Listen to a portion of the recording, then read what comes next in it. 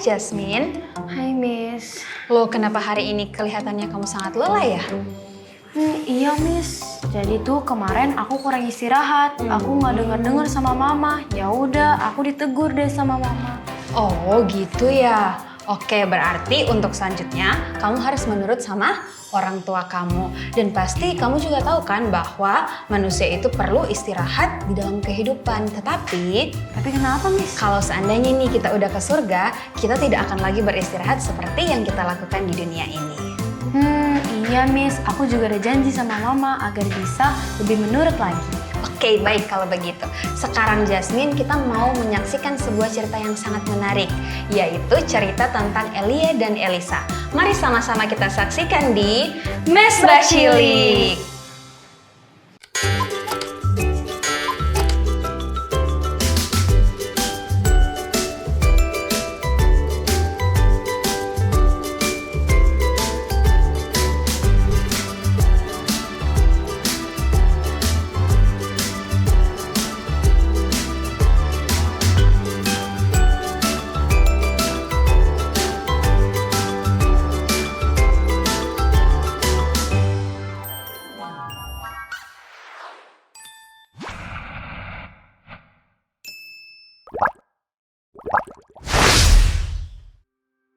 Allah memiliki satu rencana yang ajaib bagi Elia. Allah mau mengangkat dia ke surga tanpa harus mengalami kematian.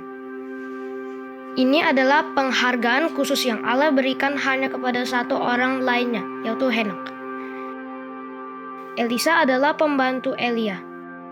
Elisa mengetahui bahwa segera Nabi Elia akan menyelesaikan pekerjaannya dan tibalah waktunya bagi Elisa untuk melanjutkan pekerjaan kenabian. Banyak nabi yang bekerja bersama mereka mengetahui juga bahwa segera Elia akan meninggalkan mereka. Suara Allah yang lembut telah mengatakannya kepada mereka. Suatu hari, Elia membawa Elisa pada perjalanan terakhir untuk mengunjungi sekolah nabi-nabi Allah.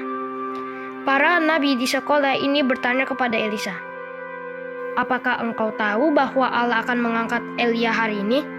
"Ya, saya tahu," kata Elisa. "Tetapi saya tidak mau membicarakan hal itu sekarang."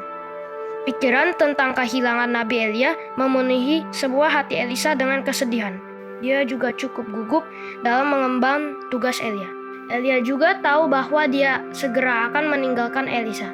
Jadi dia memberikan satu ujian kepada penolongnya itu. Pada setiap sekolah yang mereka kunjungi, Elia berkata kepada Elisa, "Tinggallah di sini, aku harus meneruskan perjalanan." Tetapi setiap kali Elisa mendesak untuk ikut meneruskan perjalanan. Dia tidak mau melepaskan Elia dari pandangannya. Dia mau bersama dengan Elia sampai pada saat terakhir. "Demi Tuhan yang hidup dan demi hidupmu sendiri, sesungguhnya aku tidak akan meninggalkan engkau," kata Elisa. Jadi mereka berdua meneruskan perjalanan. Segera mereka tiba di sungai Yordan. Elia melepas jubahnya dan memukul air sungai itu. Air itu terbagi dua dan kedua orang itu berjalan menyeberang di tanah yang kering. Di sisi yang lain, inilah saatnya untuk mengucapkan selamat tinggal. "Mintalah apa yang hendak kulakukan kepadamu sebelum aku terangkat daripadamu." Elia bertanya kepada Elisa, "Elisa bisa meminta banyak hal kepada Elia?" Dia bisa saja meminta uang yang banyak. Dia dapat meminta untuk menjadi terkenal. Tetapi sebagai gantinya, dia menjadi berkat khusus. "Biarlah kiranya aku mendapat 2 bagian dari rohmu." Dia menjawab. Dia tahu bahwa satu-satunya cara dia dapat melakukan pekerjaan yang olehnya dia telah dipanggil untuk bekerja, membutuhkan pertolongan ekstra dari Allah. "Jika engkau dapat melihat aku terangkat daripadamu, akan terjadilah kepadamu seperti yang demikian. Dan jika tidak, tidak akan terjadi," kata Elia dan terus berjalan. Kemudian tiba-tiba kereta berapi dan kuda berapi muncul dan memisahkan mereka berdua. Elia diangkat ke surga dalam angin badai. Elisa berkata kepadanya, "Bapakku, Bapakku, kereta Israel dan orang-orangnya yang berkuda." Tetapi Elia sudah pergi. Elisa menyobek jubahnya dengan tanda kesedihan karena dia kehilangan guru dan sahabatnya. Kemudian Elisa melihat jubah Elia di tanah di mana jubah itu terjatuh. Dia memungutnya dan berjalan kembali ke sungai Yordan. Sambil menggulung jubah itu, Elisa memukul air sungai itu dengan jubah Elia. Sama seperti yang dilakukan Elia, sekali lagi air itu terbagi dua dan Elisa berjalan menyeberang sungai Yordan, melewati tanah yang kering. Allah telah memberikan kepada Elisa rohnya. Allah juga mau memberikan kepada kita pemberian yang baik. Pemberian terbaiknya adalah pemberian yang telah diberikannya kepada Elia, yaitu pemberian satu kehidupan yang abadi, yang kekal. Dan seperti Elisa, kita harus meminta pemberian itu.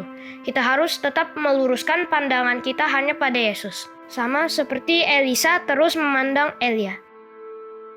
Dan kita harus percaya bahwa doa-doa kita sudah dijawab dan kita bertindak dalam iman. Kita harus percaya sama seperti yang dilakukan oleh Elisa ketika dia memukul air sungai Yordan dengan jubah Elia.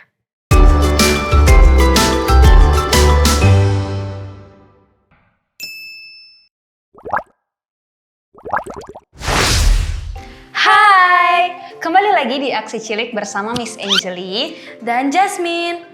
Hari ini kita mau ngapain ya, Miss? Jasmine, hari ini kita mau melakukan satu percobaan yang sangat menarik. Di sini telah Miss siapkan nih alat-alatnya. Yang pertama ada lilin 3 buah, kemudian ada korek api, kemudian Miss sudah siapkan juga 2 gelas, kemudian ada 3 label yang bertuliskan iman, pengharapan, dan yang terakhir adalah kasih. Sekarang Jasmine, Miss mau minta tolong untuk kamu memberikan nama menggunakan label ini ke 3 lilin yang sudah disiapkan. Oke, Miss. Iman, Ya. pengharapan, dan kasih. Oke, bagus sekali. Selanjutnya, Miss akan menyalakan lilin-lilin ini menggunakan korek api.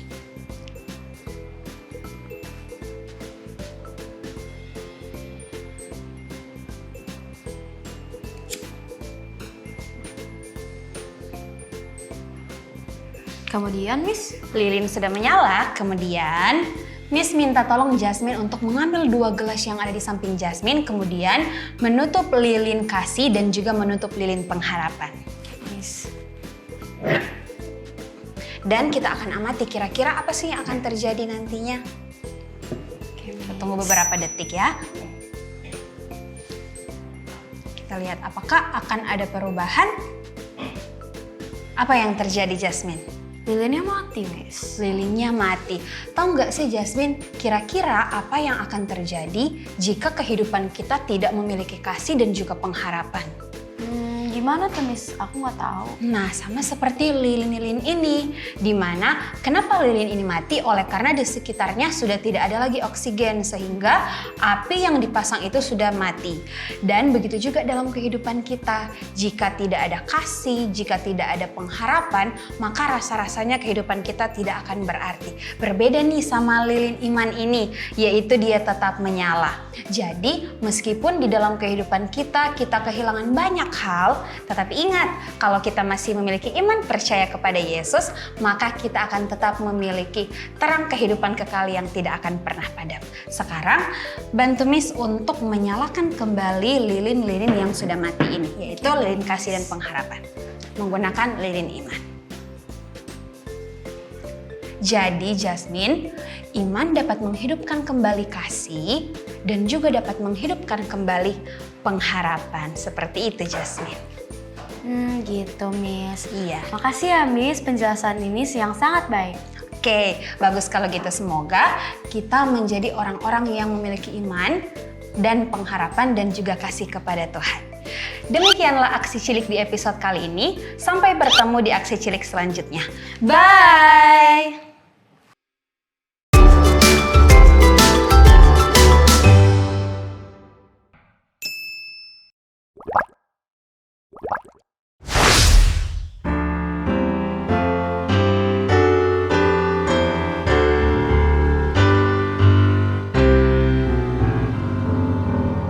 Karunia keselamatan dari Tuhan,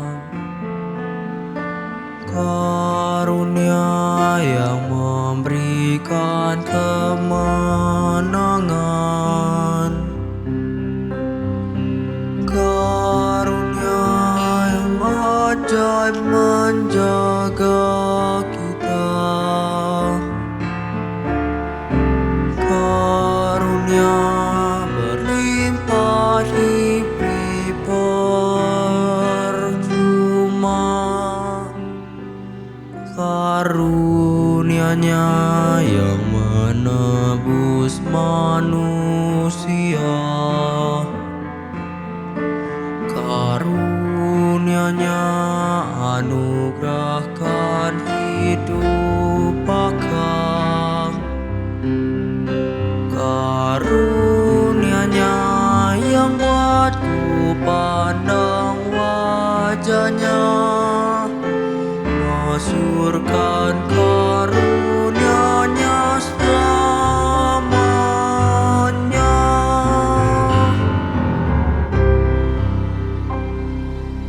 Karunia keselamatan dari Tuhan. Karunia yang memberikan kemenangan. Karunia yang ajaib menjaga kita. Karunia berlimpah diberi percuma. Karunia-Nya yang menebus manusia. Karunia-Nya anugerahkan hidup kekal. Karunia-Nya yang buatku pandang wajah-Nya.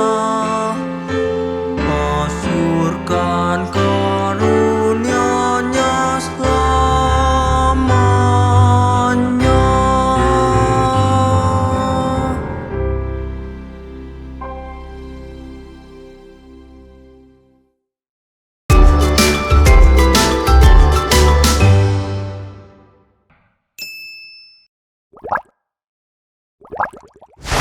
Hai Sobat Cililab Channel! Apakah kalian pernah dengar kata eternal life? Eternal life adalah anugerah kehidupan kekal, kehidupan yang berlangsung selamanya, bahkan setelah kematian tubuh fisik. Jadi, eternal life adalah hidup abadi yang penuh damai dan kasih bersama Tuhan yang dimulai saat kita percaya kepadanya dan berlanjut sampai selama-lamanya. Lalu, bagaimana contoh anugerah hidup kekal?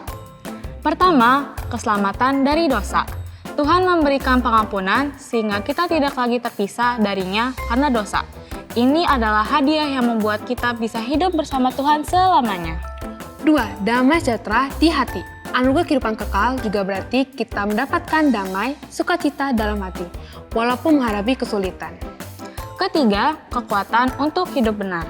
Dengan anugerah kehidupan kekal, kita diberi Roh Kudus yang menolong kita menjalani hidup yang baik dan berkenan kepada Tuhan. Apa yang kita dapat lakukan beroleh hidup yang kekal? Anugerah hidup kekal adalah hadiah dari Tuhan yang bisa kita terima dengan iman kepada Yesus Kristus, hidup bertobat, dan mengikutinya dengan setia. Oleh karena itu, untuk menerima anugerah ini, kita harus percaya kepada Yesus, mengakui dosa kita, bertobat, dan hidup sesuai ajarannya. Kehidupan kekal bukan hanya janji masa depan, tapi juga hidup yang penuh makna dan kasih saat ini. Sampai jumpa!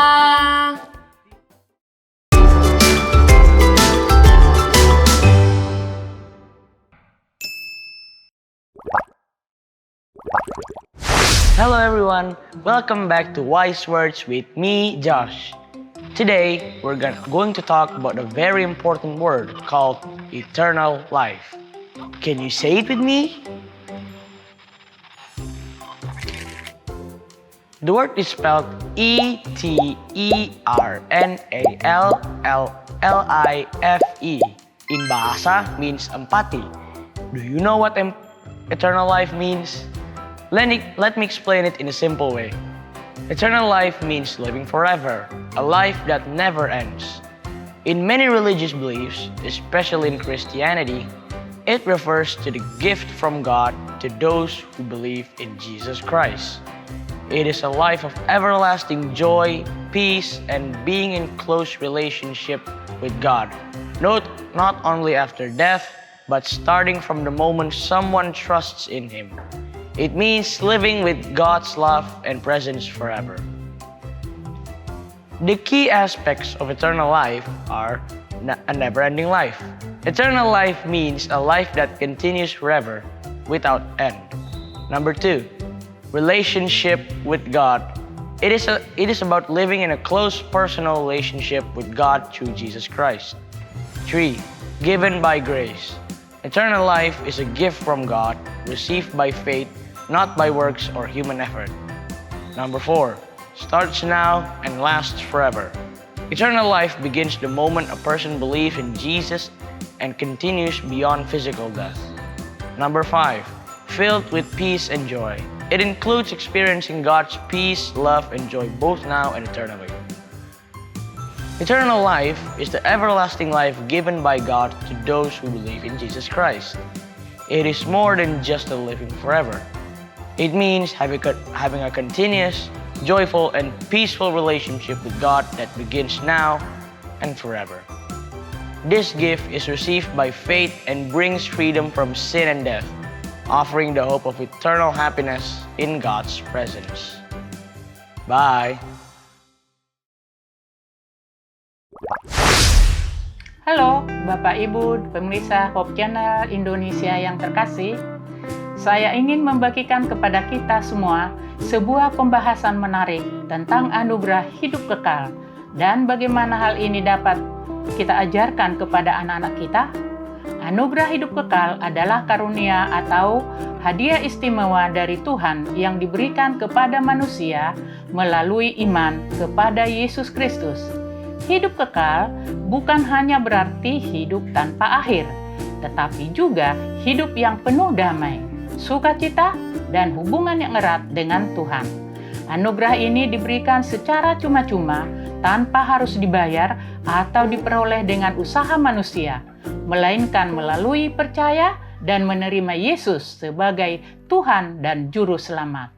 Dengan anugerah hidup kekal, seseorang tidak lagi terpisah dari Tuhan karena dosa, melainkan hidup dalam kasih dan pengampunannya. Kehidupan kekal dimulai sejak seseorang menerima Kristus dan berlanjut selamanya, bahkan setelah kematian fisik. Oleh karena itu, anugerah hidup kekal membawa pengharapan dan kekuatan untuk menjalani hidup yang bermakna sesuai dengan kehendak Tuhan. Berikut beberapa cara yang efektif dan menyenangkan untuk mengajarkan anak-anak ke dalam keluarga mengenai anugerah hidup kekal.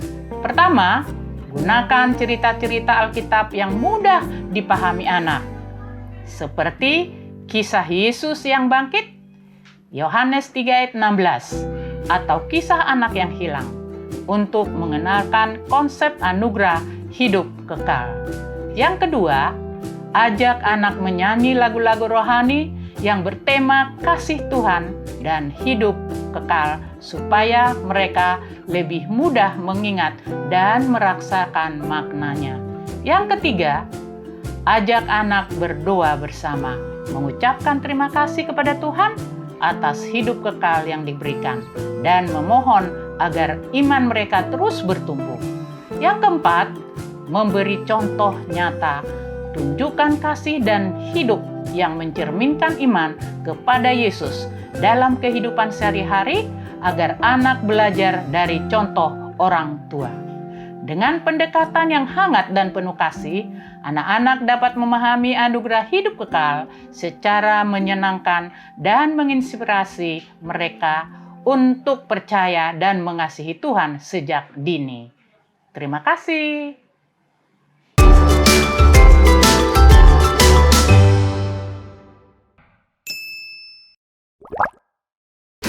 Bagaimana rasanya jika kita hidup bersama Tuhan selamanya? Bahagia, Senang, gembira, senang, Apa yang bisa kita lakukan supaya hidup kita dekat dengan Tuhan? Beribadah, berbakti kepada Tuhan, menolong orang, berdoa. Ceritakan satu hal yang kamu sukai tentang Yesus. Yesus mengasihi kita semua. Yesus suka berbakti. Yesus suka menolong. Yesus menolong semua orang. Bagaimana kamu bisa menunjukkan kasih Tuhan kepada teman atau keluarga? Sayang orang tua. Menolong teman yang memerlukan pertolongan. Saling membantu. Menolong keluarga.